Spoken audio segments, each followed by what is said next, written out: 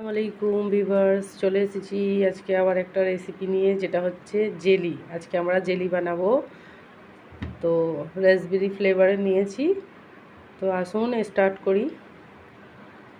প্রথমে একটা বাউল নিয়ে নেবো। এর ভেতরে প্যাকেটে যেগুলো আছে রাসবেরির পাউডারটা, জেলি পাউডারটা বার করে নেব। জেলিটাকে কেটে নিয়েছি প্যাকেটটা, এবার ঢেলে নিই।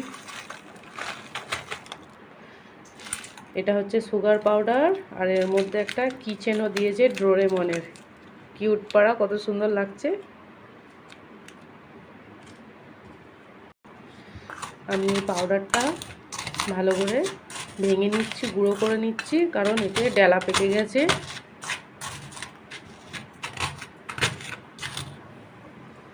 আর এর মধ্যে যে সুগার পাউডারটা আছে দেওয়া আছে, এটাও অ্যাড করে দিচ্ছি। এটাকেও ভালো করে গুঁড়ো করে নিচ্ছি, মিক্স করে নিচ্ছি এর সাথে। আর এই প্যাকেটের যে পাউডারটা আছে, এটা 500 ml পানিতে জেলিটা সেট করতে হয়। তো আমি পানি আগে থাকতেই বয়েল করতে চাপতে দিয়েছি। এবার এতে অল্প অল্প করে দিয়ে মিক্স করে নেব। অল্প করে অল্প অল্প পানি দিয়ে মিক্সারটাকে বাইনে নেব। কত সুন্দর কালারটা লাগছে দেখুন, মাশাআল্লাহ। রাসবেরি বলে কালারটা এত সুন্দর হয়েছে।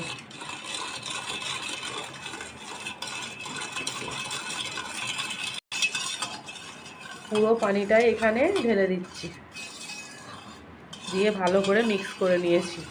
এবার এই জেলিটাকে যে পাত্রেতে সেট করব সেখানে ঢেলে নেব।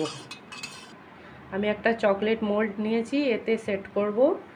তো এই জেলিটা বানানোর সময় মানে গরম অবস্থাতেই দিতে হবে,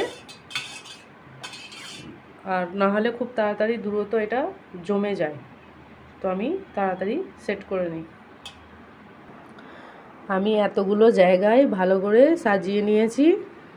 আর দেখাচ্ছি 45 মিনিট পর এগুলো কেমনভাবে সেট হয়েছে। জেলিগুলো ভালোভাবে সেট হয়ে গেছে, আবার বার করে নেব।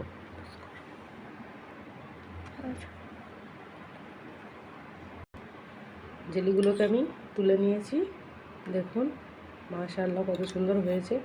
এত সফট, এত নরম যে কি বলবো, খুব সুন্দর লাগছে। আজকের মতো এখানেই শেষ করলাম। আল্লাহ হাফিজ।